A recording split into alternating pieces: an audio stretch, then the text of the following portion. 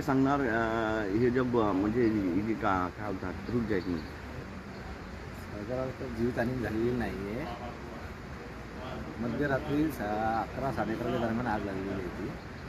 आम्हाला कॉल आला फायर कंट्रोलला. लगेच गाड्या तिन्ही स्टेशनच्या गाड्या काढल्या आणि येऊन पाहणी केली असता निलेश टेक्स्टाईल याला आग लागली होती. आजूबाजूच्या दोन्ही टेक्स्टाईल वाचवण्यात आल्या. आजूबाजूची टेक्स्टाईल वाचवण्यात आली. बाजूला एक लूम कारखाना आहे, लूम आहे, ते पण वाचवण्यात आलं आहे.